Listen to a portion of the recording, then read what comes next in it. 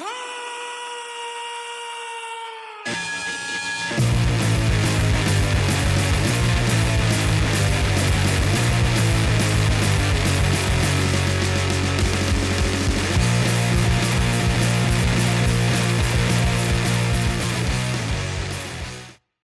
welcome to JaxPunx. Today I have the pleasure of talking with Danny Knieriemen, one of the finest punk rock drummers in Jacksonville, who's been playing in this area since 1620. I would like for you to tell, us about the Creeps and, how you got involved in punk rock and that kind of stuff. Yeah, that's a long story. Why'd you choose the name Rat Town Records? That's another long story. So where I grew up in Atlantic Beach, I grew up on 6th Street. So anywhere from pretty much proper Rat Town is from Seminole Road to the ocean, from Atlantic Boulevard to the gate to get to Hannah Park. So when I was a little kid, they hadn't dredged yet. So there's rocks, big fucking rocks. High tide, there's no beach. Low tide, you walked out on a deck, you walked down a flight of stairs, down to a deck, and another flight of stairs went into the sand. All those rocks were filled with rats. So at night, you could hear them running around. So the generation of surfers and skaters before me, and then their direct generation started calling it Rat Town. So that was my ode to where I came from. So I remember those that's rocks. that's where it's from. So We used to play on those rocks. yeah, and there's another story about how Rat Town and Dog Town are related. The skaters, that's a whole other thing, but that's where Rat Town was played off of that. So yeah. And then my follow-up to that would be, what's the story between, is there any correlation between Rat Town and rats on the west side? None at all. The ROTW guys, Rats on the West Side,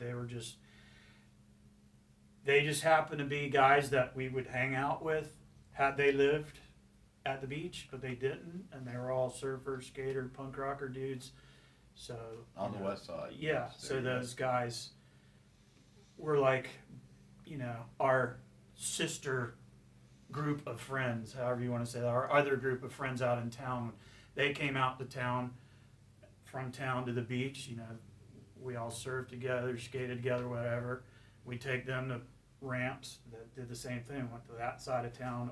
The proper ROTW guys are older than me, 5-6 years older than me. I'm not sure if they, like the Rat Town kids, there's a generation coming up right now, they're getting Rat Town tattoos and shit. I'm not sure if ROTW's considered kept going like that. I don't know whether the younger kids, I know Dallas's sons, skate, and they're probably pushing the ROTW, but I would hope that legacy doesn't just kind of fade away, because the Rat Town at the beach it's almost, you got to call people out. No, you live in Neptune Beach, you're not Rat Town. It's just, that's the way it is. Some people take it serious, some don't. I don't know how ROTW is, but it had nothing to do with that at all. It was straight Rat Town. Well, I'm an honorary rat on the west side, One of the interesting things about Jacksonville has always been, it's not one scene. There's the Jax Beaches scene, and there's the guys on this side of the ditch, as the beach people say it. That's a good thing and a bad thing in a way. It's kind of, it's been good and it's been almost bad at some points. I'm not going out of town, or I'm not going to the beach. And, I'm just as guilty of it. I don't want to fucking go anywhere. Right. But, right. Go across that bridge is for some reason that's, when we would bring people like Black Flag into Jacksonville, would see beach people. That's when we'd see them. Absolutely. And they would absolutely cross that ditch if the band was good enough. I was begging for a ride from the beach. I wasn't even old enough to drive. If anybody was going to 7:30 Club, I was like, fuck, I got some weed, or give me a ride. I'll sit in the fucking trunk. Right. Whatever, And didn't bother me at all. let's see, who else would we see?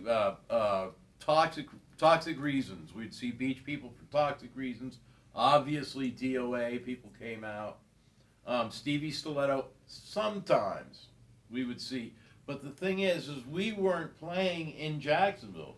We were totally a Riverside band, but we played on the beach. We didn't play in Jacksonville. And then when we did, what was it called, Menapeters, we got fired.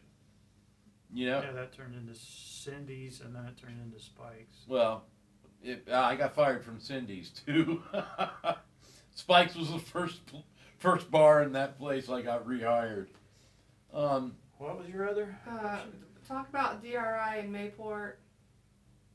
The show? Yeah, how that started out there. A friend of mine told me that DRI was looking for dates, and I had emailed me a list of dates, and I went on DRI's website and found their contact and hit them up, and Spike, the guitar player, does all the booking, and he called me back, and I had the record store open at that time, and that's when I started really doing a lot of shows at the Harbor, and I didn't bullshit him. I was like, man, I've seen you guys in some big fucking places, you know, like this is a pool hall. We move the pool tables and you set up on the floor. Like my PA is basically 2 SP3s and a 6-channel monitor. And he's like, yeah. And I'm like, I don't want to act like we're this big venue. And he's like, you can't throw a scenario at us that we haven't ever come across. He's like, can you honor the guarantee? And I'm like, yeah, absolutely. He's like, we'll see you then. And unfortunately, within the first 30 seconds of the very first song, Kurt, the singer, got shoved into the drums and cut his hand. They played the song DRI, Who Am I, DRI, DRI. Wham, fucking busted his hand. So the next year, Spike hit me back up and said, hey, I want to do a show there again, but we got to have some kind of a barricade or whatever. And I was like, okay. And I had already built a stage, and he's like, can you guarantee to, he's like, I don't care what it is. We just got to keep the people off the equipment. It's a small place. We're fine with it. And he was so cool. He started Googling barricades that you can buy and started sending me pictures. This is acceptable. This is fine. This is fine. Ended up going to Home Depot and building my own shit, but that's how cool they were. Like, people couldn't believe that they were playing at the fucking Harbor, and they're just absolutely no rock star at all. They're so thankful to be playing music at this age, and people like them. I think that was the last show at the Harbor too, so they played there 3 times. Is it possible that the Harbor is going to?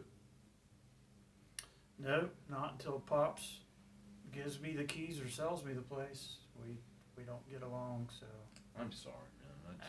It doesn't make sense to me, but there you go. Well, it is what it is. Over the course of your history here in this part of the world, who was the first punk rock band you remember hearing? Hearing or seeing? Hearing, seeing, understanding, Who did you, when you first got Well, started? my very first concert I ever saw it was supposed to be AC/DC, Ted Nugent, and the Scorpions. This is 79, so I'm 9 years old. AC/DC canceled 2 shows on that tour. With Bon Scott, this is 79, so he's about to go, Atlanta and Jax. So Blackfoot, which I'm glad I saw, but not, wouldn't interchange that. So that's my first concert I went to live. Who were the punk rock bands when you got into punk rock? Devo, for sure. Like, Devo was the first band that like I said earlier, going from like whatever radio shit to Kiss. Kiss wasn't on the radio. I like Kiss because they're Kiss. And AC/DC and shit like that. And then, I saw Ted Nugent. So, like, just anything that was harder. And then New Wave came along, and I liked the New Wave shit. The first time I found out about hardcore, straight hardcore, there was a kid in my junior high who had Adam and the Ants shirts. I'm like, what's that? So I'm listening to Adam and the Ants, and know who Devo is in the Plasmatics. And one day he shows up at school, and it says Adam and the Ants on the front, and it's markered out with a big X. And on the back, it had a Adam and the Ants logo. It had a big X over it, and it said Black Flag Kills Ants. And I was like, what the fuck is that? Because this kid just introduced me to this band, and I would have fucking done some serious bad shit to get that shirt he was wearing. And all of a sudden, he's got this Black Flag Kills Ants shirt. So I'm like, I gotta fucking know who the fuck that is. So that's where hardcore, like. That's when you.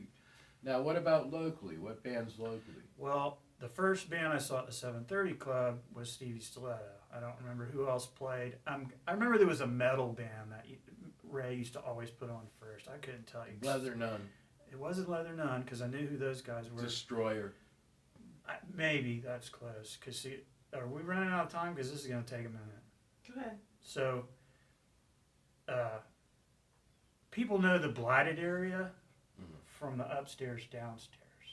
The first Blighted Area was on the corner. Before it was the Blighted Area on the corner, it's called Castaways. I grew up on that fucking boardwalk, being a kid. The Ferris wheel, the fucking cars, all that shit.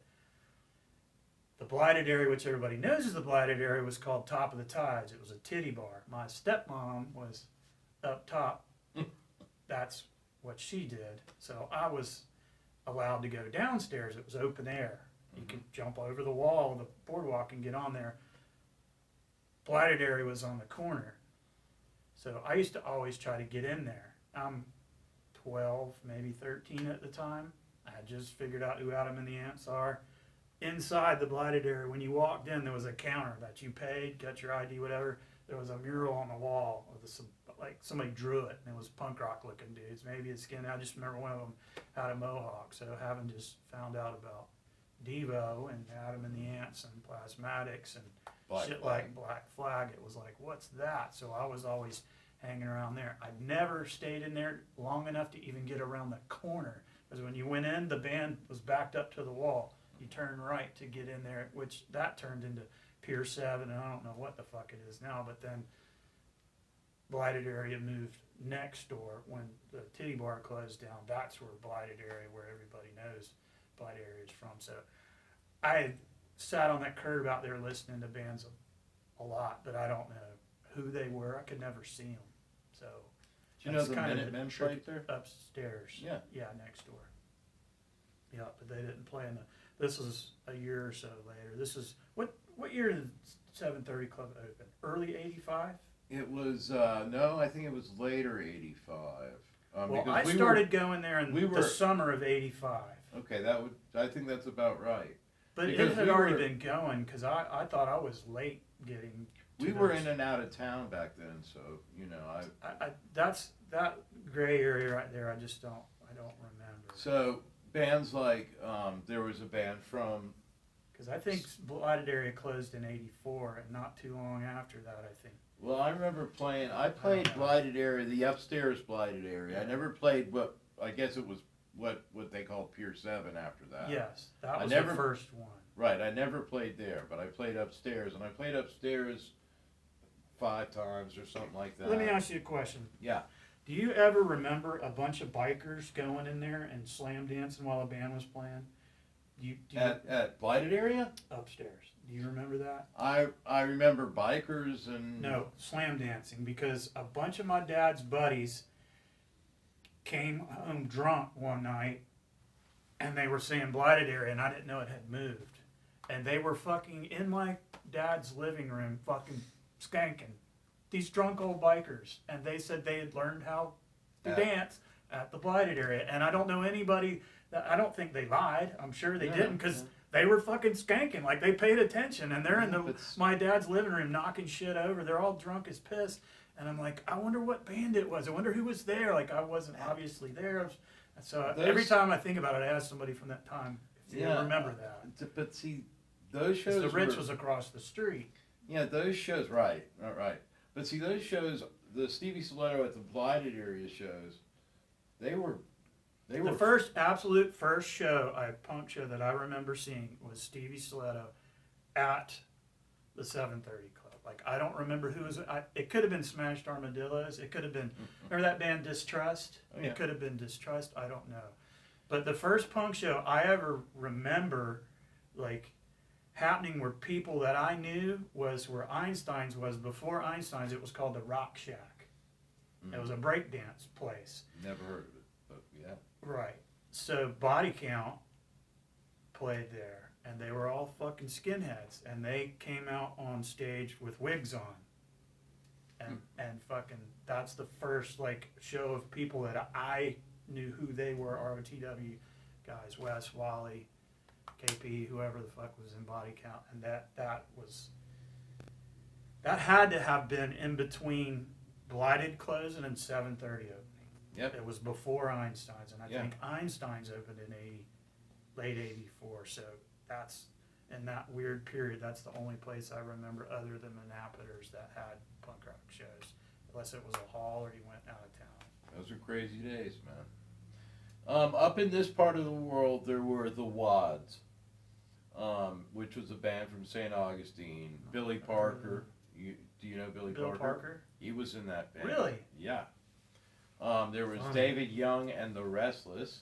And back then, they See, were this called, is awesome. I've never heard this before. they were called the Pop Tones back then. David Young and the Restless. That's awesome. Right.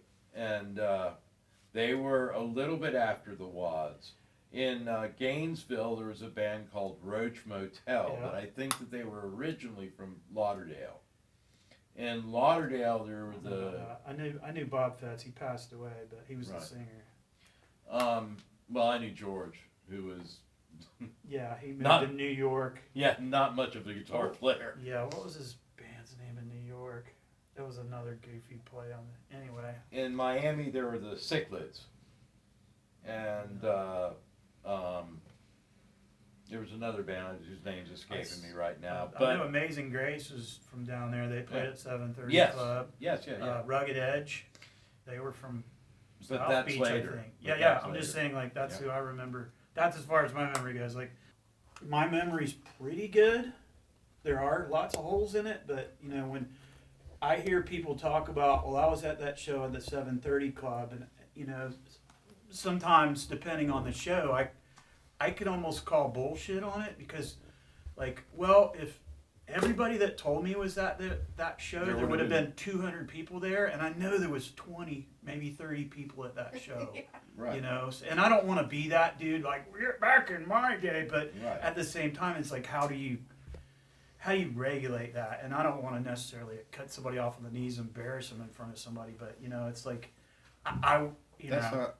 it depends who it is too. If it's somebody that's trying to, If somebody's just fucking lying, right, that's it's- different. Sure. Then fuck you. I just, you know, that You really know, makes me, No, see, I'm not... because it's so different. Like, fuck, it was dangerous. I mean, look- that shit was fucking dangerous. And not just that, man. If you got into some shit with the wrong fucking dude, nobody's helping you.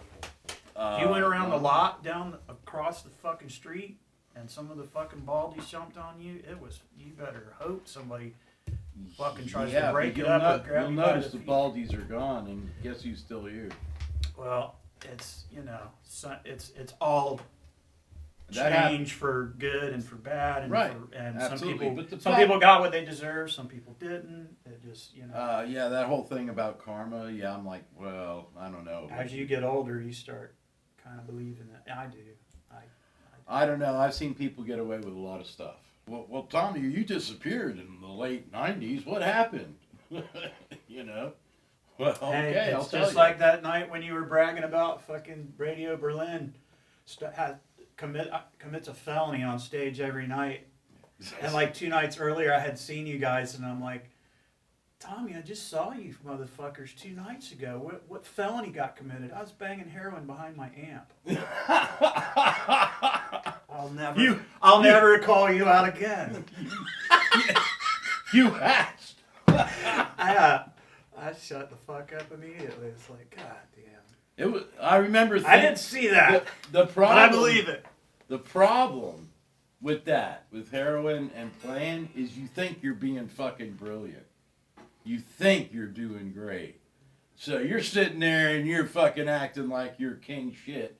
And when you listen to what you did, it's like, Yeah, my knee-jerk reaction would be Dallas. No, Well, I'm it's still not- fucking around with the BA stuff, but it's gonna be hard to put that out because there's a lot of racist You undertones. mean the second album? Screaming Urges has some shit on there. It's not. I'm still working on trying to get the quality because it's demo tape quality, but I actually found a guy on the internet because I keep trolling trying to find the lyrics. And I found a lyric sheet. And Billy definitely didn't win any spelling bees. And there's, which is fine. That makes it even more interesting. Billy who? Hughes. So when your titles, some people are smart about misspelling stuff because there's a meaning. Mm-hmm. It means something, you know, but some people are just, their letters are backwards because You're just don't they dyslexic. just, yeah. So that's going to be a hard one because so many people these days are yelling fascist, Nazi, you know, that fucking horse shit. And I got to figure out how to do that, get it out because people need to hear it, but also like, how do you, I think we're just being honest about it and well, actually. but it's like people that watch Archie Bunker. You know, you either get it or you don't.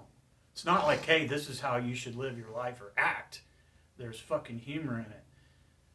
The BA lyrics, to me, it's like those guys were influenced some of the times by some pretty bad guys.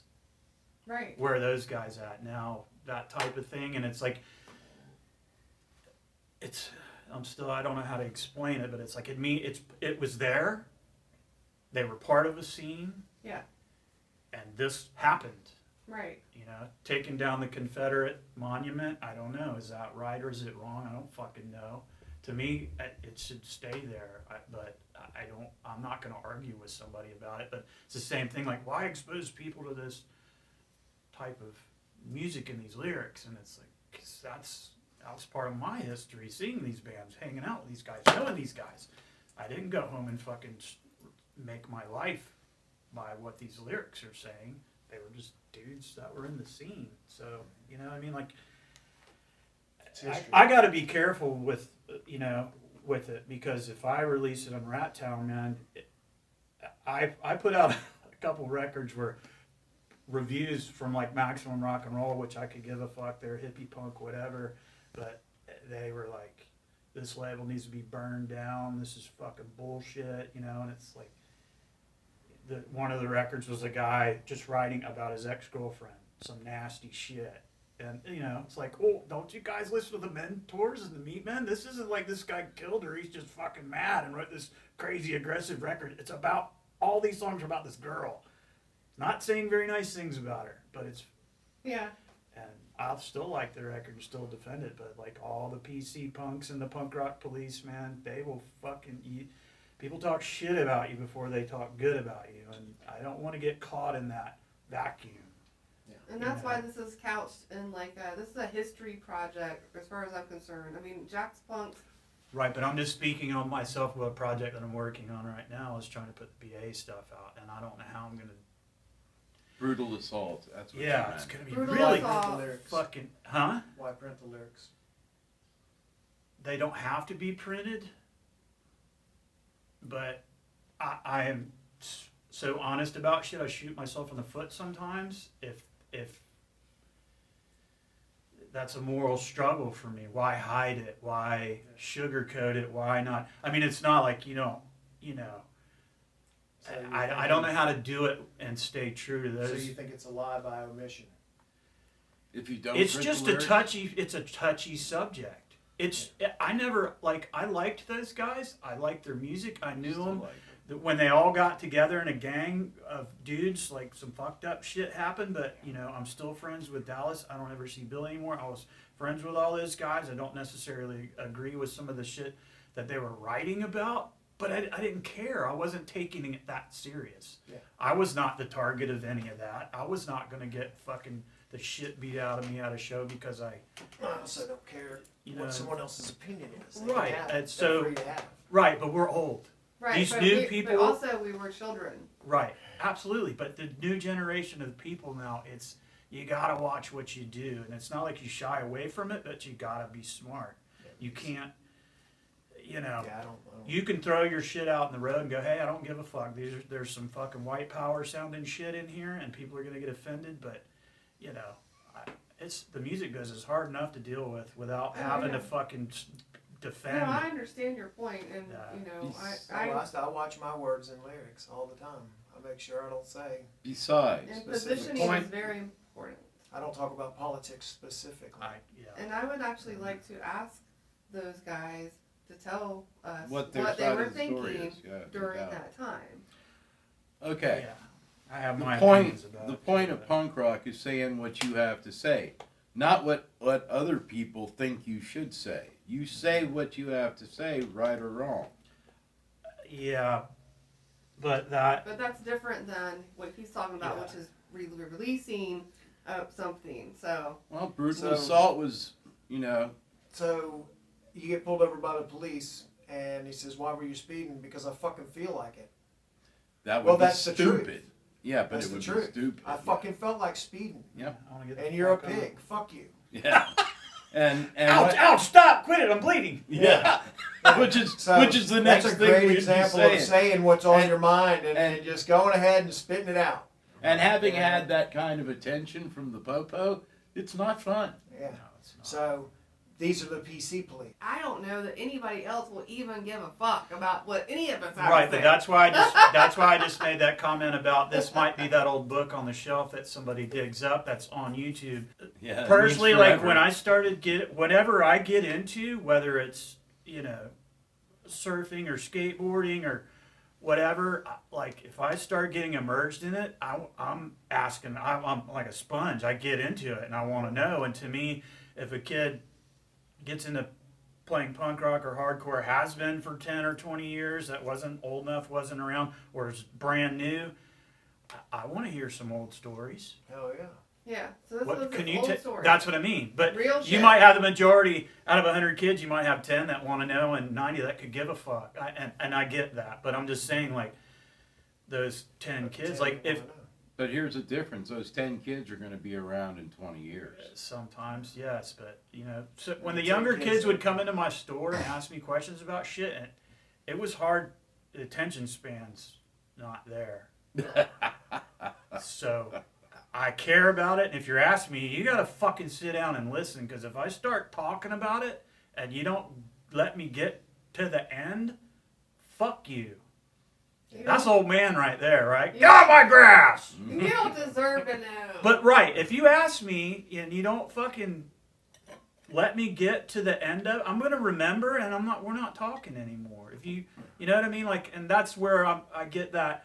I'm protective of it, because I don't go around blabbing about it. But if you ask me, you better fucking let me explain it to you, because if you don't let me get through it, it seems like that answer's not the answer you wanted to hear, or you don't really care. You just thought that would be so cool to ask me about, and now you're fuck you then. Be like, well, this shit's, it means something to me. It's important. Yeah. That shit is important They to got me. the skin in the game to understand what life's But that's what I'm saying. I get offended by it because Right. But- I'm very protective of that shit. We paved roads. We did a lot of shit. I mean, we fucking how many knots on the fucking head from the cops and who the fuck ever else, jocks, whatever.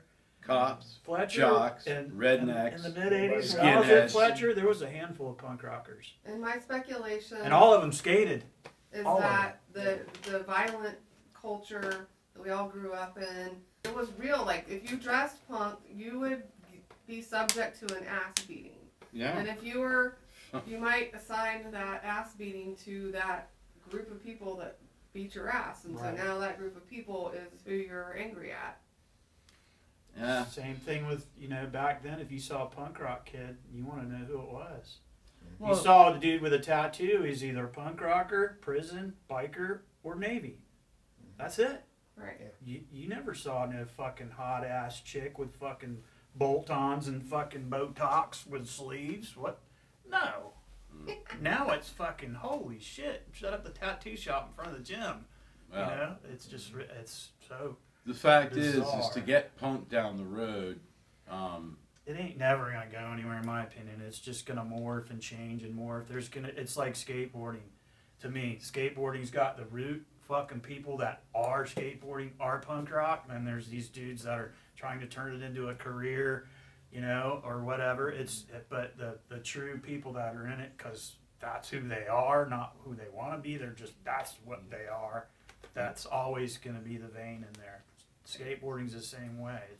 You go to these fucking contests and there's fucking all these sponsors and fucking all this bullshit, and to me it's just like, God, this sucks. I want to go to a dirty backyard pool. We're not supposed to be here. We could get in a lot of fucking trouble. But it's fun. There's some punk rock on the fucking radio. And it's Everybody's fun. drinking beer, It's maybe barely doing some skatable. other shit. Yeah, some that. Yeah. But that's me. It's barely Like, skatable. yeah, That the is Street better. League series, I think that's great for kids and whatever, but I feel like I'm at some kind of football game or something. Like, fucking, oh, are y'all going to do the wave now? Like, what the fuck is this? 'Cause all the kids at Fletcher, when I started going to shows, they were all skateboarders. Man, Most of them, or if they skateboarded, they definitely knew about punk rock. Now it's soccer mom. I remember when we first started doing shows with skaters, and there was, I forget where it was, but the stage was set up, and it was like you had this half pipe, and then you had the stage, right? So we're on the stage, and there's the half pipe, and I don't know the guy's name because I don't skate. Well, help me out. What band? What kind I'm of? trying to remember. I think it might have been Radio Berlin, or Thommy Berlin is Big Head. One of those. It was that area. Anyway, So that's so early '90s. late '80s, early '90s. So anyway, this guy, he What fucking that would be? come. It was across from the dinner theater. Across from Alhambra. the dinner Oh, theater. you're talking about Dante's. Okay. Yeah, we built that ramp for the Truck Stop magazine. So we're having this. It was actually one of the best shows for us. And I'm watching this cat, and he kicks off, and he goes down, and he starts going up. And he just gracefully turns around in fucking midair, just turns around, phew, turns around, phew. And it's like he keeps going fucking higher and higher. I swear to God, he was 50 foot off the ground. 50 feet. That's where we were at when I asked you about the felony. And I Sitting was at the like, bar in there. Jesus fucking God. I've never seen anybody do anything like that before. Talk about impressive. And at that time, see, I always thought that the way it feels to play lead guitar, if you could make it a mental picture, it's surfing. It looks the same way. Yeah, You know? music. I thought at that time it's also like skateboarding. They do this all. You deal with what it is you've got to deal with, and you do these. I mean, forget. Look, I'm an athletic person. I was athletic when I was in school and shit, but this shit, fuck no. You know, I mean, yeah, I was learning to play guitar, well, drums. Anyway, back when the other people were learning how to surf, because how old am I? They didn't have those trucks that they got later on. The wheels. Yeah, they didn't have them. Clay wheels, probably. Yeah, whatever they were. Metal wheels. And but man, that was so cool. Do you know who that guy was who was doing those fucking skies, man? And That ramp was dangerous. It was only one layer. I was put together a case of beer in a couple hours. But all those shows, the ramp was built and taken down, except for the harbor. When we built the ramp there, it stayed there for about 5 years. know who gave Brutal Assault their first gig? Steve Stiletto? The first out of town gig? Yep. Steve Stiletto. Yep. They weren't the only band that did that. But see, that was part, in my opinion, but see, that was the idea, was that you brought other people along, you know? I You remember were- Dallas and I and a couple friends built some golf bridges up in North Carolina. And I remember him this was back in the 80s, but I remember him telling me that I think y'all did a couple days, maybe Atlanta and Tennessee or something. Sure. I forget what it was. But I was surprised that I wasn't aware of that at that time, and I was like, oh wow, really? Like, I thought there was some bad blood there, and he's like, no, you know, there was bullshit, and then things are good, and then there's bullshit, and things are good, and it's like. But the That's right. idea was that you But I didn't you know. bring other people along. You know, you try and be. I mean, you know, it wasn't all fucking, you know, hippie hugging and kissing and shit. But I mean, Sure. you know, you try and grow the scene. You try and make things better. You try and show the new guys, okay, this is the club you want to play at in Atlanta, not that one. You know, shit like that. And we did that with Brutal Assault and, you know, other bands. Got started listening to punk rock. What was the first band you were in? Well, I started listening to music super young, so probably went from Kiss and AC/DC to New Wave, Adam and the Ants, Devo, Tasmatics.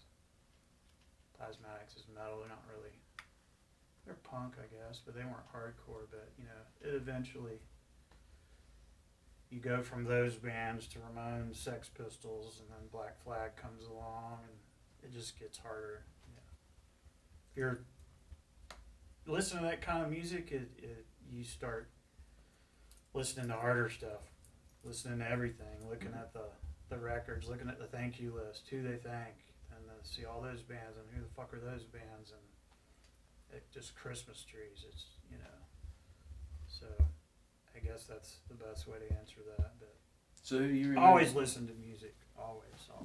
music always being important. Absolutely. I For mean, sure. AM radio. I remember listening to like Dire Straits, fucking Billy Joel, Elton John, that shit on the AM radio. This is like, I don't know what year FM came around, but I remember listening to a little AM clock radio for a while before somebody in my family had an FM. So that's kindergarten probably.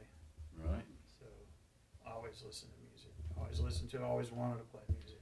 I wonder if most musicians don't have that experience, you know, where they're reacting to music at a very young age. You know, I think my mom tells me that my first steps were to the stereo.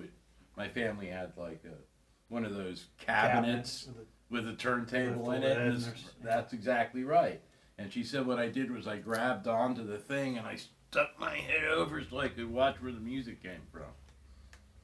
Yeah, my mom had a bunch of 45s, you know, a little junky record player, and that's back when they had, you know, Kmart, Sears, JCPenney's, they all had vinyl records, and I'd hear a song I liked, and my mom would buy not all the time, but every once in a while I'd get lucky and she'd buy the single, you know, and then you'd hear the flip side of it. And usually the song that you got on that 45 was a song you heard on the radio. Most of the time that was the promo for the LP, you know, for the record. In the United States, that's definitely how it was. Right, Yeah. so we had a bunch of those around. I listened to a lot of those. The first record I remember having is an Elvis record. Presley? No.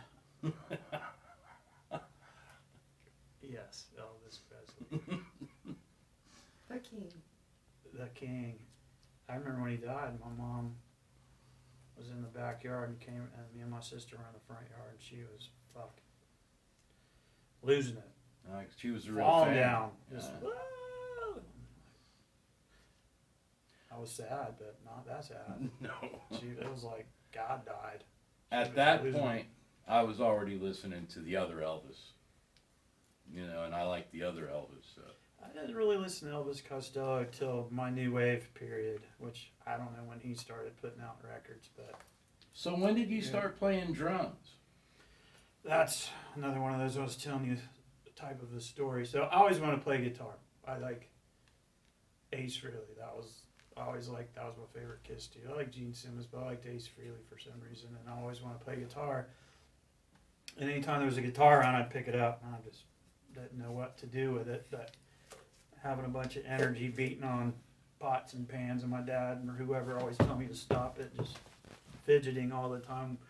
When I was in 8th grade, a kid I was running around with was in the school band, and I was not good at school because I just hated school and always got bad grades and whatever. He's like, "Man, it's easy to get good grades. You should come come play drums. He was a drummer, so that was my first experience playing. So school Music. bands like Yeah, 2B drumsticks and a fucking wooden bar stool. yeah. So so I was in 8th grade, and you had beginner, intermediate, and symphonic or marching band or whatever they called it. And my buddy that got me, we were both in 8th grade. He was in 7th grade, and he had already taken it, so he went from beginning to intermediate. So he was waiting to get in the marching band. So I started playing, and I played a tom-tom. There was 2 guys that played snares, and then there was a bass drum. And I started playing for a couple of days, I think. I wasn't in there for very long, and the music teacher took me to the side and said, I want you to start playing with the intermediate class. So this was like in the first week. So I went into the intermediate class and started playing. I still couldn't read music, but I would fake it because I could memorize the beats. You know, I'm acting like I'm reading the music, but if you play it a couple of times, I could remember it. So by like a couple of weeks, I got put in the marching band, which pissed off my friend that came in. So you just went right past them. Yeah, and a couple other kids. So I'm in the marching band, which I didn't want to be. She just moved me up, and then after 2 football games, I got kicked out of the marching band. And that was the end of that. So I just saying fucked up shit to people and being an asshole, fucking kid. Wait a minute, Danny. I got being an asshole. I got demoted, which probably pissed my friend off even more because I went by him and then got kicked back out. So I stayed in it for the rest of the year, but I didn't. I went to, we did like one little competition thing or something. Fucking, I don't even remember what it was, but so that's 13. And then when I was 16, I was 16. Suburban Relapse was a band at the beach, which was, there's a bunch of different forms of Suburban Relapse, but at this point, this is 85, 86, maybe probably 85. So they had a drummer, Tim McIntyre, got a set of drums from a church. Somebody had given him a set, so he had made a deal with the drummer that was playing at the time that he had to buy the drums. You know, you can play them, but you got to buy them, and he did it, and he flaked out, and they kicked him out of the band. And I hung around with all those guys, and that was my shot to be like, hey, I can play a little bit. So that's how I started playing, and they were in between War Orphans and Suburban Relapse, and Suburban Relapse had a juggling member, so it was all the beach punk guys back then. So that's the first band I actually sat in and played with. And I always liked that name, by the way. right, it was actually, I have some flyers somewhere. It was the only time any of us were allowed to play at Einstein's. We were never, ever, ever allowed to play there. I was surprised Stevie Stiletto was allowed to play there. We weren't. Well, after you, probably for good reason. But so that was the first band that I actually started playing with, and we played at St. Paul's Church because Alan Paulson, Opie, his mom worked in the cafeteria, and there was like a loading room between the cafeteria and the door of the loading room went to the back side of the church.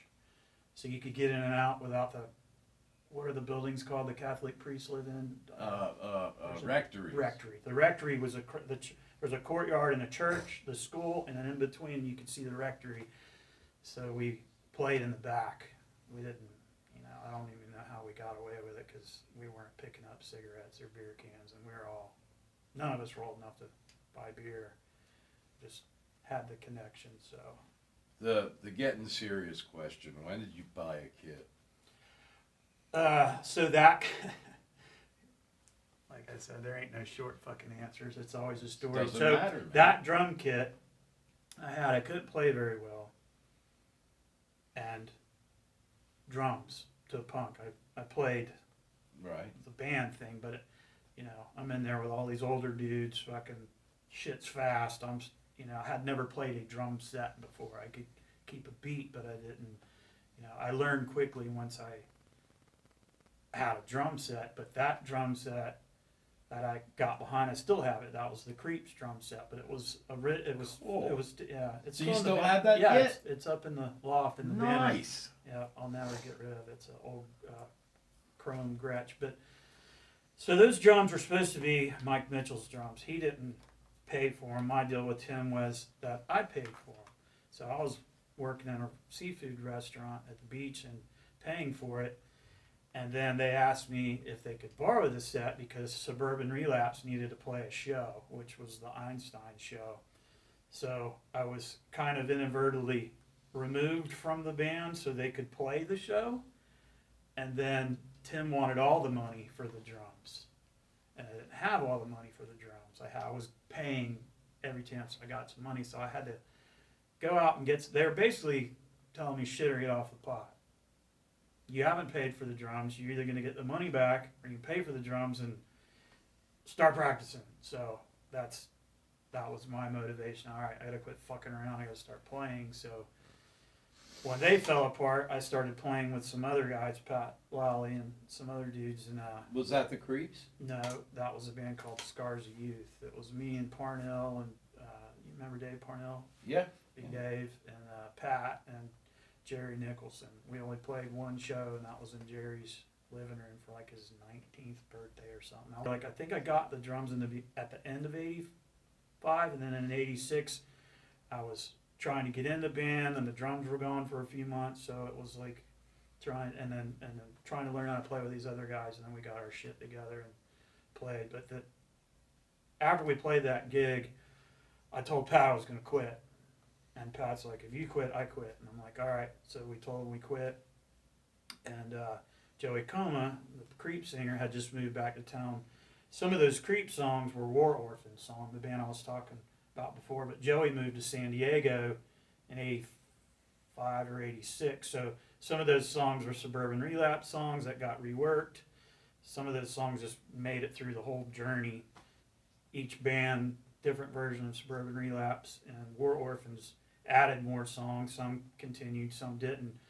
But when Pat and I got out of Scars of Youth, Tim McIntyre said, hey, Joey is back in town. We're going to start the War Orphans up. Why don't you guys be the rhythm section? So Alan Paulson, who was the bass player in War Orphans, wasn't asked to come back. Pat got in, and then I got in, and Mike, the drummer for Suburban Relapse and War Orphans, was out of the picture because he didn't have any drums. I had them now, and I paid for them. So they're mine. There's no fucking question. And I could play some. So we practiced for a month or two and decided not to use War Orphans because it wasn't the same guys. And I had worked at the Royal Palm movie theater, and that movie Creep Show had just come out. And Tim and I lived together and had the poster on the wall. And we were trying to come up with names, and I said Creep Show, and Coma said the Creeps. That's when Summer of '87, I think. That's when I heard about this fucking band out on the beach that's got this really good drummer, but he's a real asshole. His name's Danny. And so I listened to the Creeps, Yeah. and apparently you guys recorded at Jimmy DeVito's. Yep. We that was '88, so we were only together for a couple of years. Like not even 2 years probably, but we did a lot of shit in those 2 years, and we went down covered there. a lot of ground in 2 years. Right. Well, the method that as you know, going into the studio, I don't even know where it came from, but it started with the Creep. So I would get the band to figure out, okay, how many. The Creep song was like 14 or 16 songs on that tape, that album, that demo tape. So we were. And you can get that record from Rat Town Records. No, you can't. No, you can't. I don't even know if Jimmy still has the reels, but it's been out of press. A guy named Doug Gall repressed it a bunch of times. But so we would go into the studio and we'd figure out if you're going to put this in your tape player and listen to it, side one, side two, how would you want the song order to go? So we would figure that out, and we would go in the studio, and that's how we recorded. there was no talking about it because we've already talked about it. The clock's ticking. We're broke. You got to figure out how to save Get all there, this get it money. done. Yeah, so there was no bullshit. He went in there, so we did 14 songs in like 14 hours. And at the end of the session, Jimmy DeVito's like, "Well, aren't you guys cute? We're done." We're piss ass drunk. I think I was even passed out at the time, but when we were, drum tracks go first. But that's how that came out. We just played the songs in order All the way and through. did it. Knocked it out. Yep. They They mastered it after we were gone, I think, but it was Yeah, mixed sure. before we left, and we had a copy of it when I woke up the next day. I got what basically. Yeah, you're welcome. We broke them in for you. Wow, I appreciate it. So that was the Creeps. Yes, All right, the next band you got in, was. Ringworm.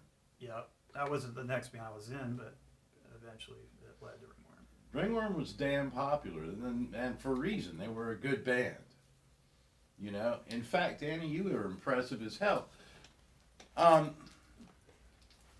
always knew Danny as a guy who played one bass drum. Right. Hell yeah.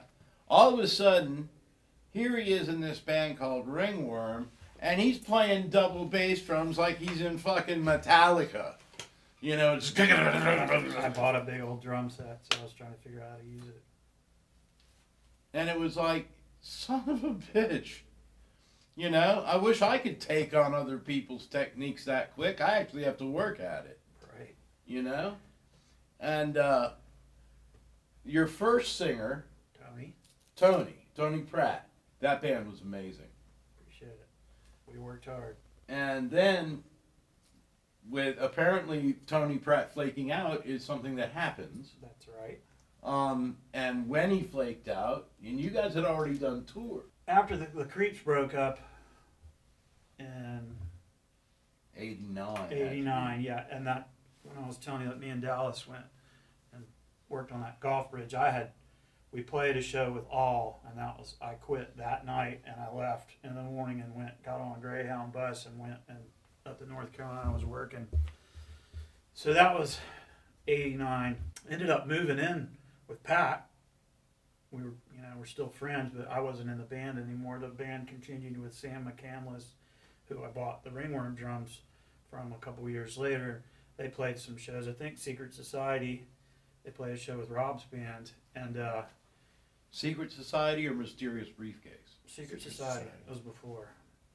So that was Metropolis. It was at Phil's warehouse, I think. Okay, because I think that's where I met all you guys at Metropolis. But when the Creeps fell apart, I wasn't playing. I was homeless, couch surfing, just trying to figure shit out. And I had a chance to move to California. So I moved to California in 90.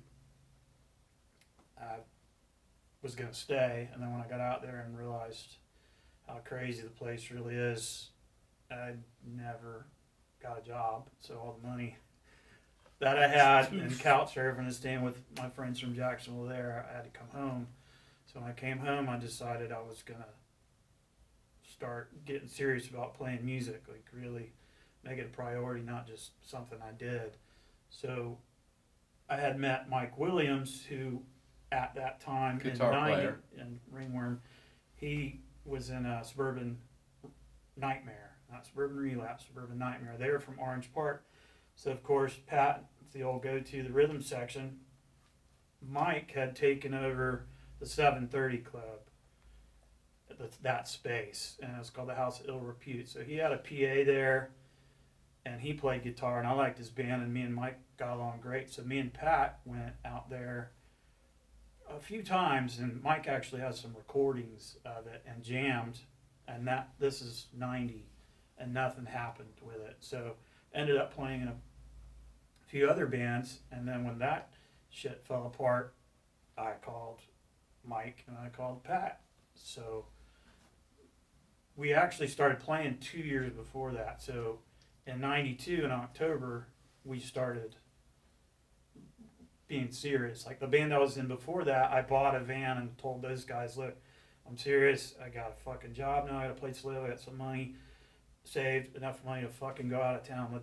let's go record, let's put out a record, let's go on tour. And they're like, sure, yeah, whatever. And then I come driving up in the van one day and they're like, you're not kidding? I'm like, no, I'm fucking serious. And they were like, didn't want to do it. So I was like, all right, get your shit out of the band. And like 2 days later, me and Pat and Mike were in there and started Ringworm. And then Tony came along in like December. Like this is probably November.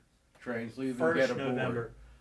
Right. Well, I was trying to find a singer, and I knew Tony since playing t-ball, and I forgot he had been in a band, and he had just moved back from New York, and we had like 8 songs according to Tony. I don't really remember, but like when he came in there, we smoked a bunch of weed, drank some beer.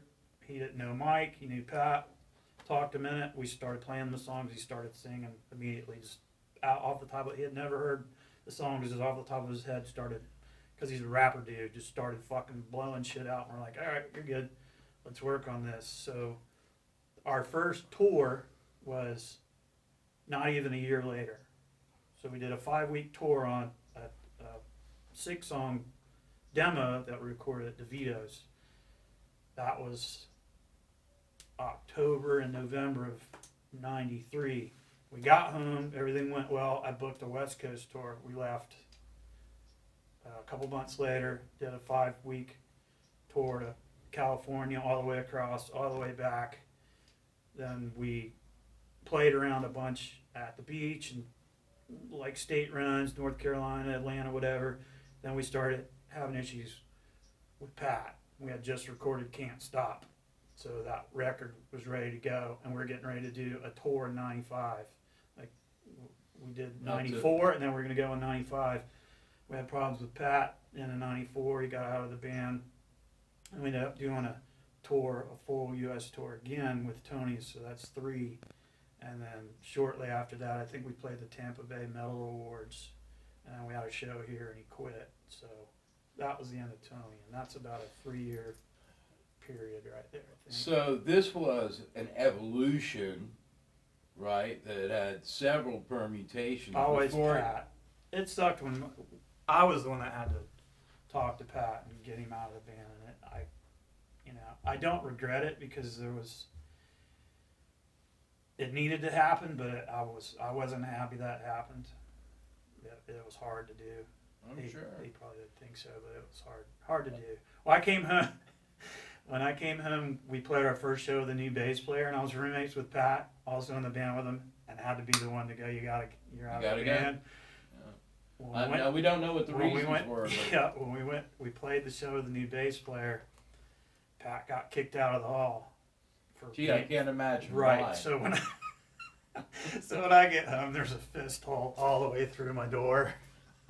Oh yeah. I was walking down the hallway. Pat's passed out in the house, and I could see the wall on the other side of the fucking Pat and put posters over the. That's what else were you gonna do? Right. I'm not gonna. You weren't gonna fix it. No. We ended up getting kicked out of there anyway, like we always do. So Ringworm went from being. Look, if Tony was here, I would tell you exactly what I think, and this is how it would go. There are only about 3 or 4 guys who have ever fronted bands in, the area from here to Palm Coast, let's say, who I think are world class. Ray was one. Absolutely. Brian Upchurch from Schrodinger's Cat is another. And Tony Pratt, he's in that group. Now there's somebody else who's a real tall son of a bitch, but I won't mention his name. But, there you go. Anyway, so Tony Pratt is really good. He pisses me off. And I'll tell you why he You're the only pisses one in that line, buddy. I'll tell you why he pisses me off. Right. One of the finest bands, not to jump around time-wise, but one of the finest punk rock bands I heard, what was the time for Walk with Wolves? Let's Walk with Wolves. Right. And they were energetic, and they had music that was fresh, and it was a new angle on punk rock, and it was great, and everybody was really, they were very committed, and Pat had gone a long way. Had come a long way as a bass player. Really excellent that he improved that much. And then Tony just fucking disappeared. Yeah, And Tony. this, my favorite band, because they were my favorite band, gone. It happens. What are you gonna do? Is it better to burn out or fade away? It's better to stay in the fucking band and keep going. That's what it's better to do. Being in a band is... Don't get out of the van. Being in It's a a horror band movie. is Don't lucky. get out of the van. You're lucky when you're in a band. Right. You know? While you're happening, while you're making that music, while you're creating this stuff, that doesn't happen every day. And to find people that you can communicate with that well, that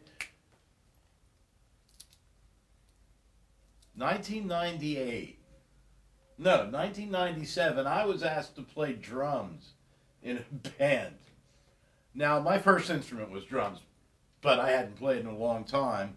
And this band gets a gig, and who's there? Danny. I'm like, oh, Jesus. Oh, this is great. So, you know, I have to level with the guy. I'm like, Danny, you know, I'm gonna do my best. Whatever I said, I'm gonna do my best. But you know, I'm not a drummer anymore. So you know, You pulled it off. It wasn't great, but you pulled it off. Yeah. It wasn't like you were started a song and like I can't. I don't know. right? I'm done. Right. You, No, you no, played, no. You played the set. Yeah. A little slow, but you played the set. Guy. Whose drums were those, by the way? Mine. Were they? No, they weren't. Those drums, Seems like Powerball bought those drums. And oddly enough, a year later, who am I getting to play in a band with but Danny? And I was like, you know what? Started playing with you guys in 2000. No, dude, it was 99. We played, No. sure it was. We played that show with fucking Circle Jerks. That was 2001. Was it?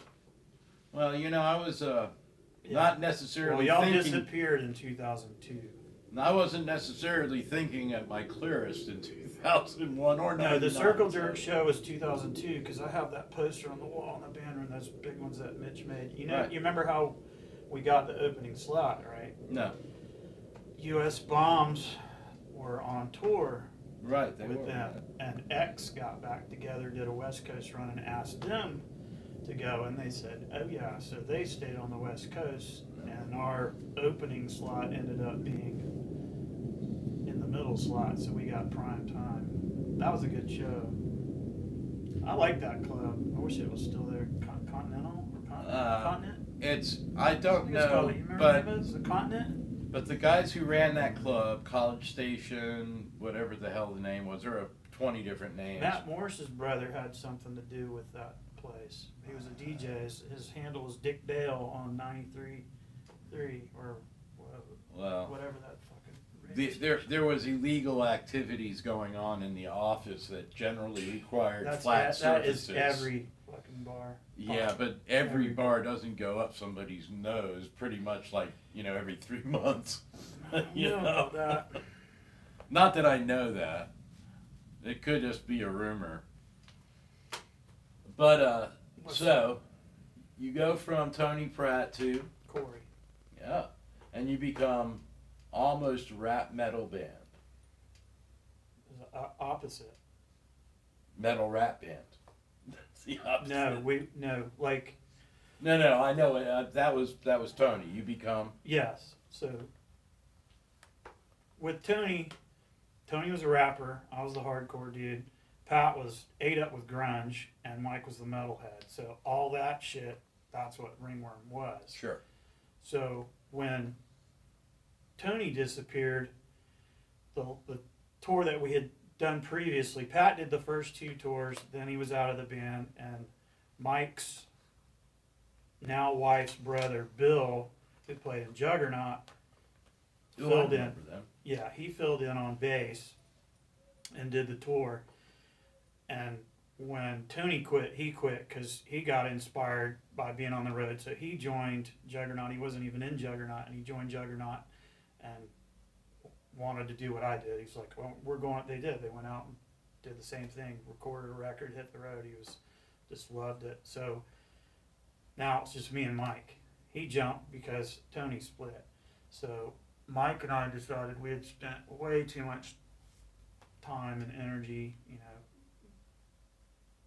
Mike wrote the riffs, I helped him put it together. Pat, I don't recall him having, you know, like this is my song type thing, but you know, he contributed to it. But he, you know, if it would have been Mike out of the band, there would have been no more Ringworm. You know, and it's probably the same with me being a drummer. The way that we gelled, it was, those two I don't think could have been replaced.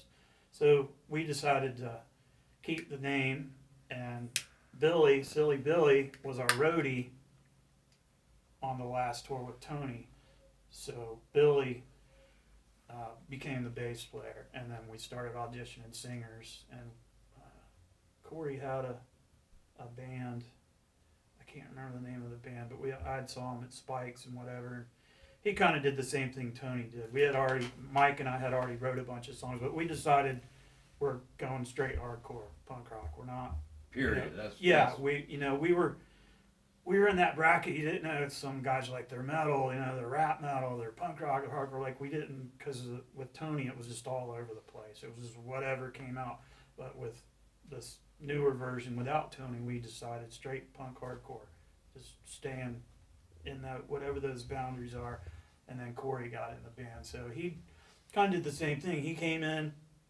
We already had a bunch of songs wrote. Mike was singing, I was singing, playing drums too, trying to develop these songs. And we already had lyrics, we already had songs, like almost a whole set before Corey tried out. And then once he got in the band, we had to do catch up. Like, here's the lyrics, here's the parts, like the songs are here. You know, I think we probably wrote a couple when he got in the band, but we played our first show, that was probably January. We played our first show in May with a Mysterious Briefcase, Sadly Mistaken, us, and Stevie Stiletto. So that was our first show, and that was May of '96. We went to the studio we had been using in Holly Hill, recorded a 7-inch, and then we did a 6-week tour at the end of the summer. So we did the same thing, kind of like with Tony. Like, we got recorded, set up, did a bunch of shows, got the vibe going, hit the road. So we were on a full U.S. tour. Corey wasn't even in the band for a year. Did it again. One more time. Danny is the only person I ever met, and I've met a lot of people, who did a national tour behind a cassette-only release. Hey, you want to hear something funny? That we did 2. Yes, that's.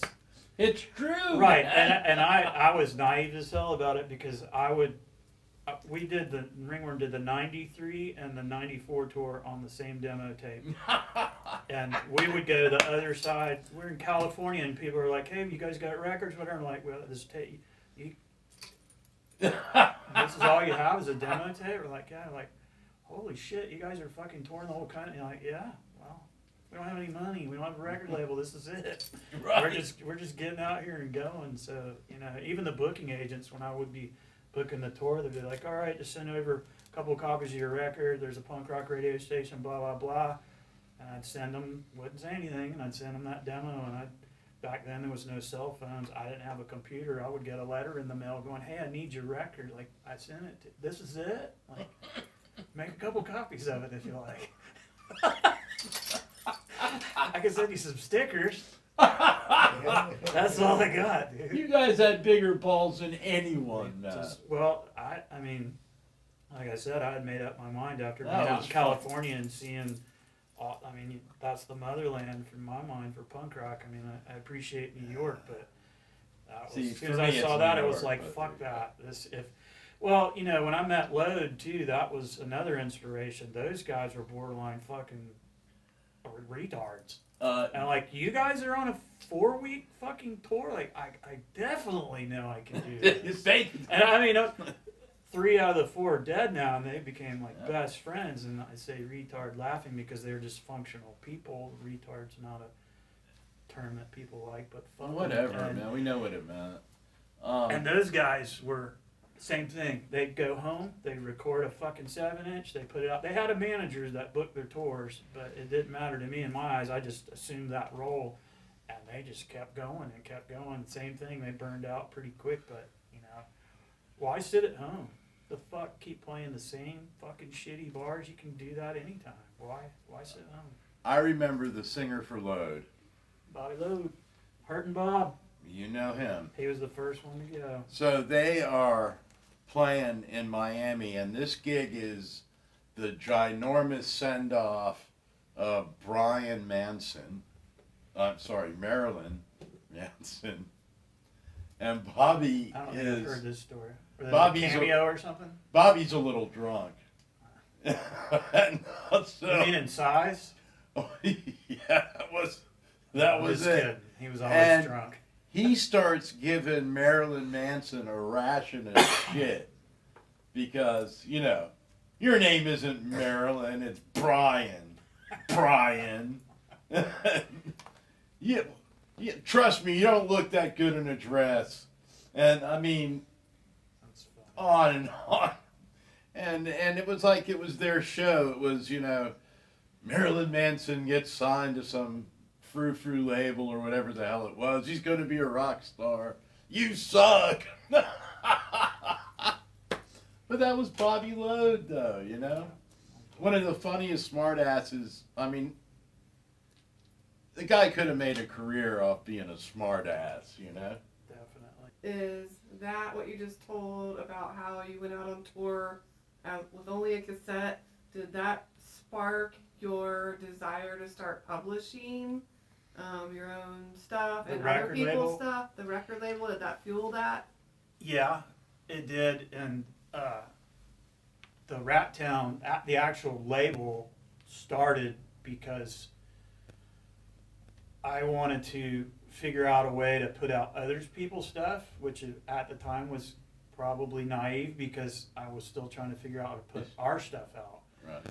It also looked more professional when you have whatever your cassette tape is that you're touring on for 2 years says Rat Town Records on it. So, you know, a lot of bands do that. And also, I knew I was eventually going to be doing this the rest of my fucking life. So I just went ahead and started figuring out. There was no book, and anytime you go try to research something about it, it doesn't apply to what punk rock and hardcore. It's just, you know, that's just not. You have to figure it out. You know, you can't just go to the library and get how to run a label. It just doesn't exist. You have to ask questions from people. You got to make a lot of mistakes. So once I actually got my first release out, I decided that a lot of these bands that I was meeting on tour, I became friends with. Some of them even moved to Jacksonville because they liked us and they liked our scene, and it was at the beach, and people from North Carolina, Georgia, wherever started coming here, and I started realizing there was other bands in the same boat. They're stuck. They're not a big band. They don't have distribution, blah, blah, blah. So I would, you know, either get them to give me a couple of copies or trade them a shirt or a couple bucks or a beer or whatever. And I started carrying people's records with us on the road and would set it on the table. We would have our giant cassette tape there with a bunch of t-shirts and stickers and whatever the fuck else we had to sell. And there would be a box of records or tapes or CDs from other bands. So it was organic how it Right. kind of grew. But I mean, I didn't even get the label incorporated till like 2012. But I had checks written to cash. If you're buying something from me, write it to cash. There's no credit card. There's, you know, you sent me a check, it better say cash on it or my name. People I trusted, I would tell them to write it out to my name. But now, you know, as you get bigger and bigger, you start messing around with the IRS, and you don't want that. So I was running the label for 20 years, and it wasn't even a legal label, and I wasn't worried about anybody stealing the name. You know, there's proof that the product was out there, and I did the poor man's copyright a couple times, mailed the shit to myself and left it in the postmark is the proof that's, I'm sure you've heard of that.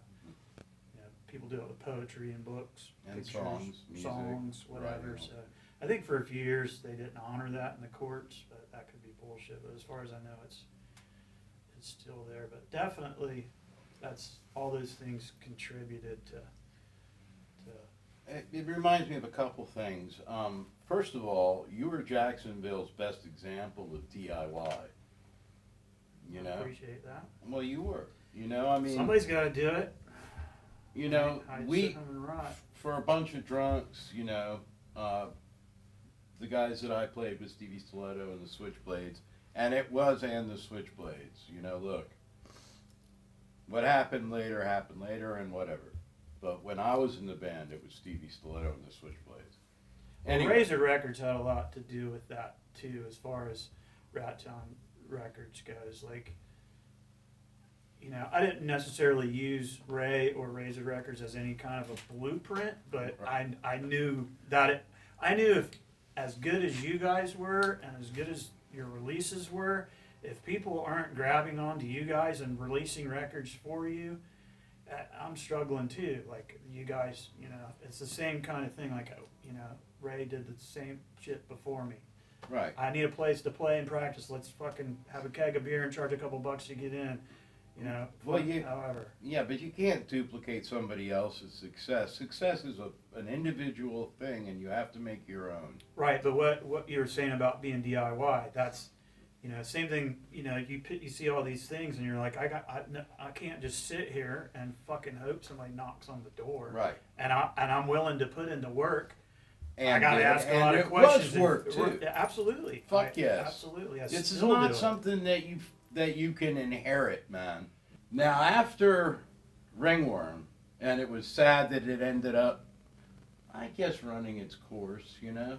Because it was two bands, man. It was, two. and we, you know, hindsight, we probably should have changed the name Ringworm, but we didn't because we had put so much work Time into and it. work into the name. Right. It was valuable. Right. I kind of knew that we should have changed it, but we had a record deal, which a fucking guy ripped us off on the West Coast. What's the problem? Right. So I had started getting him interested in the band before Tony quit. So when Tony quit, I kind of, no, I didn't Really? necessarily tell him. Oh. So I sent him another demo, and he's like, "Singer sounds different." Yeah. Here's the story. You went through puberty. Yeah. So the deal was, we were going to California, as Southern California label called Lethal Records, and we go out there. LA label? Yeah, Lethal? that time Lethal. Yeah, at that Yeah. time it was based in Huntington Beach. They put out. They were. Oh, I heard about it. Yeah, they were on the way up. They were a good record label, but so we go out there and meet the guy. We played at this place called the Doll Hut. And I go sit in the car with him. His name was Todd, a fucking lawyer. I should have known better. So I talking to him, and the deal was, we go out there and meet him. He's going to check us out.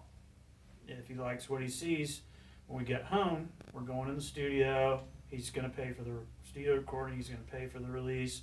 Blah blah blah. Part of that deal was we had to take one of his bands in the roster back with us. So we toured 2.5 weeks out there. No, a week and a half out there. We played in the LA area for 2 weeks, half in Orange County, half in LA County. In the later half of that 2 weeks, we started playing with this band Drain Bramaged, and we did the rest of the U.S. back to Florida. So when we got home, when we got home in October, I was going to Mexico on a surfing trip for a month in December.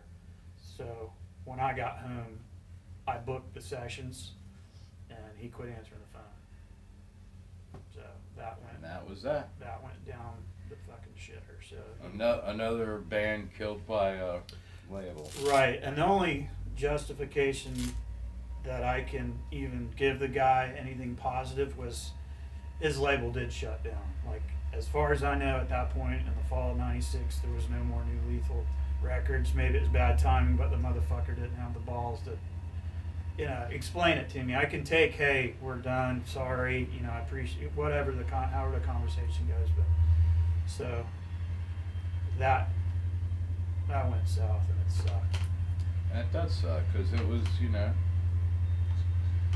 I never like it when bands break up, especially bands that have talent. Well, that wasn't the end of Ringworm, but that No, that because, didn't help. But as a functioning main unit, Danny, there are sometimes the fact that the answers aren't fucking yes and no. Right. This is a human. That's definitely the truth. This is a human being thing, man. Right. Well, I'm glad somebody's doing it, because I've had, ever since early Ringworm days, Right. I've had friends, peers, people my age, people older, going, man, you need to write a fucking book about all this. No doubt. You need to write a book. And I'm like, man, listen, I appreciate that, but I'm one of those people, when I get into something, I'm fucking immersed in it, and I just don't see myself. Writing a book takes a lot of fucking time, and it takes a lot of work. Yeah, and I just, it's not that I'm not up for the work, it's just I got a lot of other work I'm working on. No, if you're doing that, you're fucking eliminating 5 other things. Absolutely, but I'm glad somebody else is kind of helping in that. It's just that every little fucking town has a story like this. Every one of them, and they might not mean shit to me or Rob in fucking Alabama or whatever, unless you knew somebody there. Yeah. When I first started reading books that punk rockers wrote, there's a book, I forget the dude's name, but he's in a punk rock band, exact same timeline as me, and he's telling a story about his band he was in. He's telling a story about the first tour he went on. He's telling stories about going. It's called. I can see the cover. It's a ripoff of the Henry Rollins first Cuckoo's Nest show. Except the guy's got a mohawk. His name's Rob something. I can see the book. But anyway, as I'm reading the story, it's like the fucking same shit that happened here with a different cast of characters. Like, I can tell this is not some dude making up some shit, because the scenarios and the shit, you can just take a handful of my friends and change those names and put them in there. Just the same punk rock dumb shit that we all did, and it's like, holy fuck, this is... Absolutely. I gotta really like a book. Sometimes I pick books, I plow right through them. Sometimes it takes me fucking years to read them, and that's one of those books where I just was like, fuck.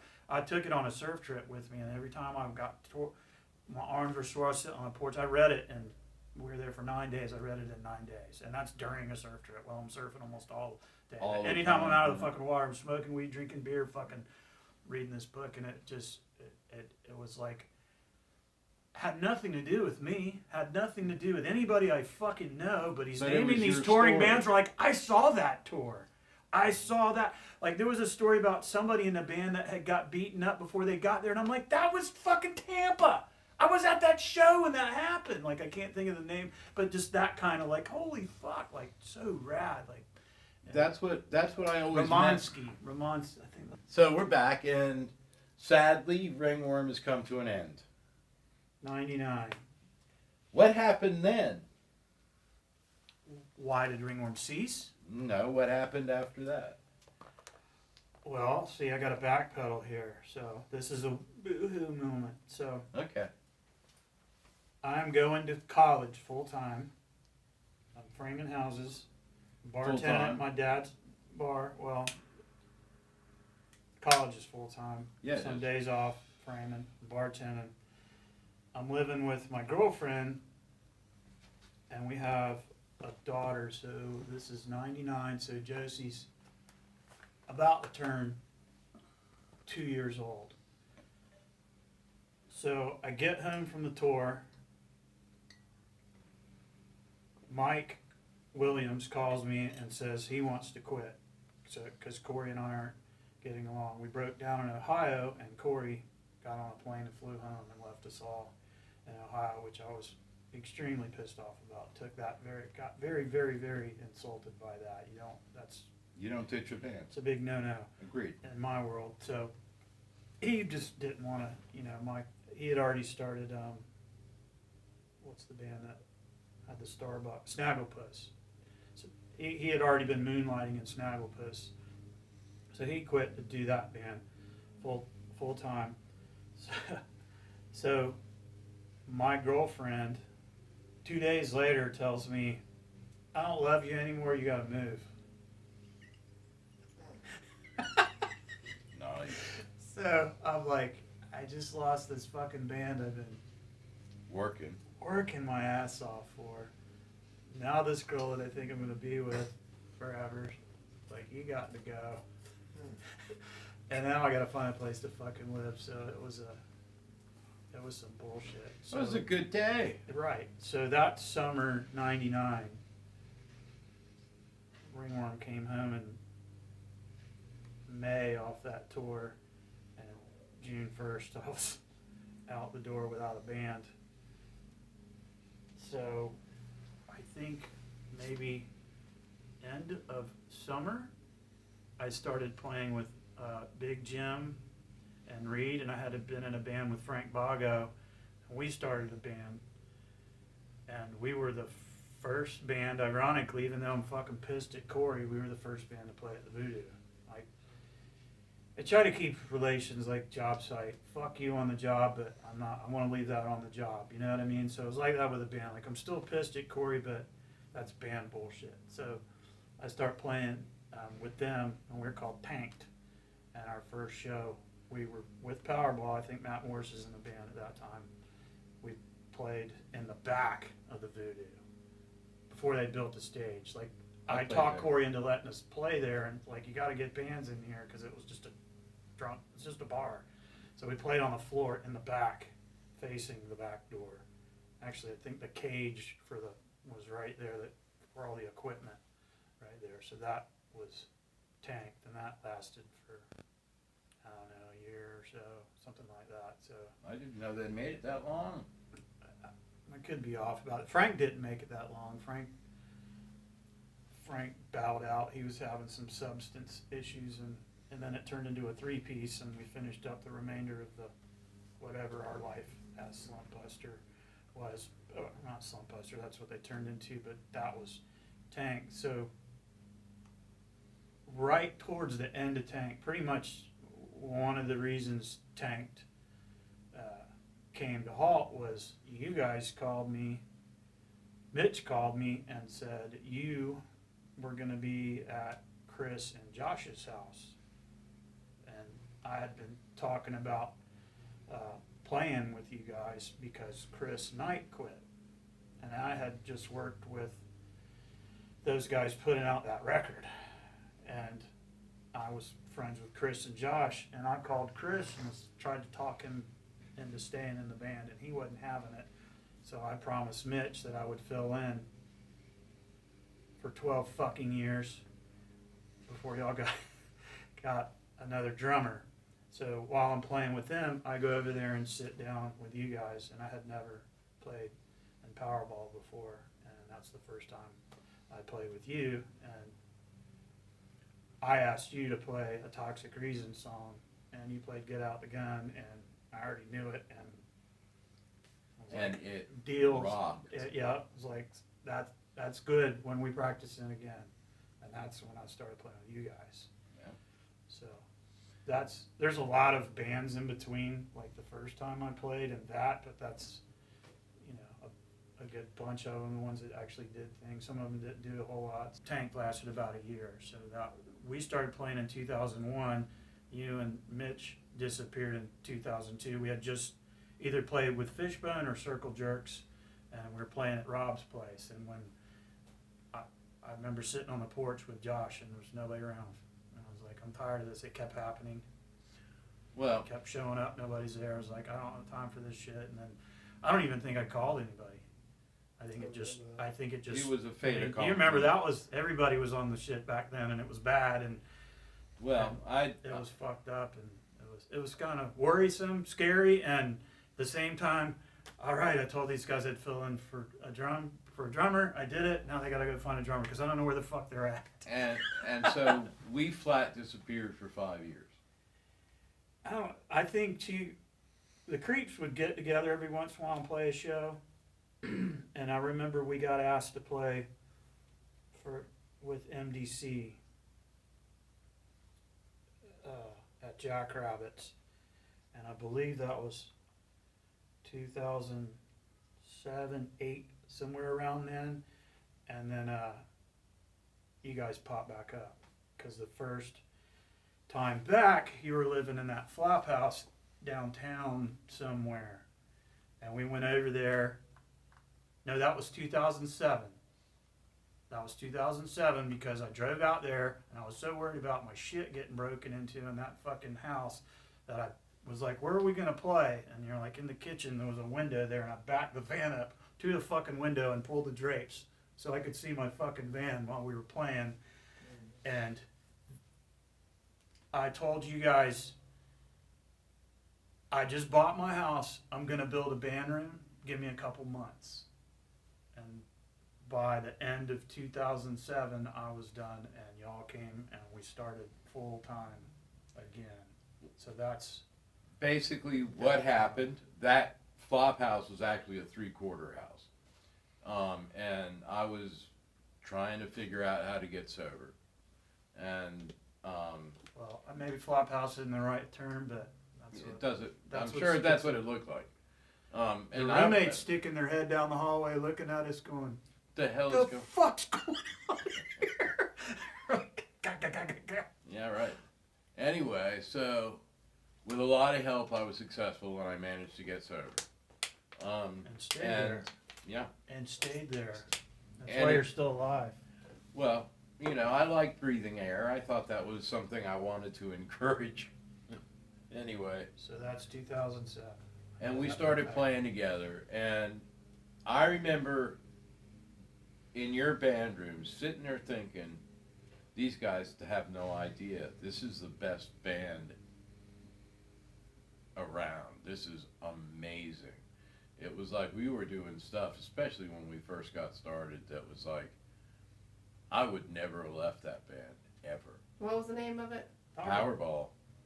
Probably the I worst. was the fill-in drummer. Probably the In worst band. 2001. This is 2007. I'm still. The fill-in drummer. Where's the fucking drummer? Right.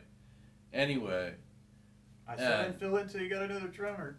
yeah. Damn. Well, the fact is if he's your drummer, you're not really looking very hard for another fucking drummer. Right. You know. Oh yeah, Danny, we're gonna find somebody soon. Yeah. And we were No, doing it was stuff good. that was just amazing. And I was trying to get my hands back because my hands have been numb since the 90s. It happens when you play too much. You overuse your hands, you know. I know a lot of guys who play professionally who they won't even shake your hand, you know. They'll just, you know, no, my precious hands. I always thought that was, you know, whatever. But so I was trying to get my touch back. I was trying to get my guitar playing back, but I remember thinking this band is fucking great. We had a good time. Oh yeah, but we were making good music, challenging music, stuff that was fresh and everything else. And, you know, as good as the band was, that's how bad the name Powerball was. I couldn't believe that we were calling that thing Powerball. You know? That's on Mitch. Yeah, I know it is. You know how much shit I got about that fucking. Name? Well, the very first album, the ball on the front, Yeah, not the demo. right. Just reviews, people just slaughtered. I felt bad for Mitch. Is that right? Yeah, I don't know. I wasn't involved in that. But, Well, that's why there was skulls on the second one, because I was like, this fucking, no. listen. Yeah. He's like, all right, All right. fucking skulls. I was like, perfect. There you go. So Powerball went along, and we did little fucking weekend shows, and you know, we tell them what happened when you got us that gig with your buddies from Southern North Carolina. Any scene? That's them. We did a 3-day. What did we do? We did Fort Lauderdale, Tampa. St. Pete, and then Tampa. Yeah. I think. But that was after we had done the show. What happened during that first show? We played with them at what was it? Jackrabbits? Yeah, Jackrabbits. Well, that's when they, First heard us. yeah, they first heard us, and I think they got a hold of Mitch, and they're like, you guys, we're coming back to Florida, and we're gonna do a run. We want you guys, we're impressed, we want you guys to do the run with us. They were so insanely complimentary, they decided they were going to come back to Florida to do some shows with us. It's called the Bag of Hammers tour, if I remember right. I think it was, yeah. And these guys are incredibly hardworking. You know, it's funny you say that. I just remember Jeff came up to me after the show in St. Pete. We had done Fort Lauderdale, and then we did St. Pete. And he came up to me at the merch table, and he's like, we got you tonight. I'm like, what are you talking about? And he's like, you guys kicked our asses in Lauderdale. We got you tonight. And I was like, he's like, He was right. you think we were better than y'all the other night? It's just, I'd never heard anybody say like that. It was just funny. Coming from Jeff, too, I was like, damn, dude, I appreciate it. What's going on with tomorrow? We'll see. Right? And he's been funny. super. He was honest about it. He's like, you Sure. guys kicked our ass the other night. It's like, Well, but play that's as hard as I can every night. I don't really look at it like that, but coming from you, that's fucking awesome. it was. I mean, I played in Powerball longer than I played in any other band, and the reason was I got along with Danny, I got along with Josh, I got along with Mitch too. Now, mind you, I'm not going to say this is a causal factor, but I'm never playing with the lead singer again. I'm calling bullshit on that, but whatever. I don't think so, man. Okay. I'm not. I don't have a lead singer right now. Good for you. Can you imagine? It's better than, it's been 16 years since I wouldn't have made it. we put him in the hole. Yeah, I wouldn't have made it. You'd have already sprinkled me over that dumpster we talked about. God, that's my favorite story. The dumpster, Ready when you guys are. dumpster fire. Danny and I were at a friend's funeral. Mitch's brother's funeral. That's right. And I was looking at his face. It was open casket.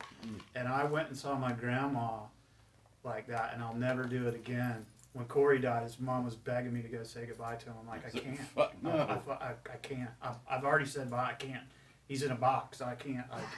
My stomach's turning even thinking about it. But so I can see Mitch's brother's face, and we're in the back, and it's all old church people, and it was me, you, and Josh, I think, standing at the back. Mm-hmm. And then Go ahead. that part happened. Tell I it. think I said something about I can't go up there. It's open casket. I don't know whether I would even be buried. You know, whatever the morbid fucking conversation, and it's super super quiet in there. Like you could hear a pin dropping. Did I heard everything? Probably. Yes, totally fucking heard it. And Tommy just looks over and goes, yeah, when I go, I'm going to be cremated. You can just sprinkle my ashes over a dumpster. No, the nearest dumpster. The nearest dumpster. And all these church old lady people that were in front of us were like, turned around and looked, and I'm just like, I had to turn around and bend over and laugh into the wall. And it was like, I'm never, ever going to forget that. But that's, Ever. come on, that's the truth, though. I wasn't trying to make a joke. No, it was the driest humor ever. Didn't even laugh. Just said it and turned around, and me and Josh were like, holy shit, did he just say that? Yes. You do realize you were using your voice, Tommy. You weren't just thinking that. And it Right. wasn't at a low volume. Yeah. All right, here you go. So what you think? It needs to get a real 1/4-inch jack in it, because it's got some cheap Korean son of a bitch, and it's fading. It's in and out, so that needs to get fixed. And so I started playing it, and it was like, wait a minute, this fucking sounds good. Thank you. for your time. Yeah, thank you. Thank you. So email me anything. Maybe somebody will care about this shit one day. Right. No, I was telling Rob while you're. I don't give a toilet, fuck. I I'm so enjoy glad doing somebody's it. doing something, just anything to save it. And it's, you know, this isn't a book that can get thrown away without being mass produced, where there's a copy somewhere. Like if you, whatever you do with this, if it gets on the internet, it's never going away. You just might have to dig for it, but to me, that's, you know, that's killer. There's something. Somebody's doing something, and it just. There's so much good shit that needs to go out there, and you know, however it gets out there, because conversations and stories change. They don't always stay the same. Like, Yeah, they won't And change memories get fuzzy, and you have Right, like well, clarity at yeah, 1 year. there or- might be something in there that timelines name something that somebody might correct me on. I'm just at this moment, Sure. the best that I can recollect, that's what Yeah. I remember. So Yeah, and so this is from the mouths of people, you know, old school punk rock history of Jacksonville, from the mouths of people that were actually there, right. you know, and No, and I appreciate the shit out of it, Brenda. It's nice that somebody's doing it. I don't give a fuck what you say.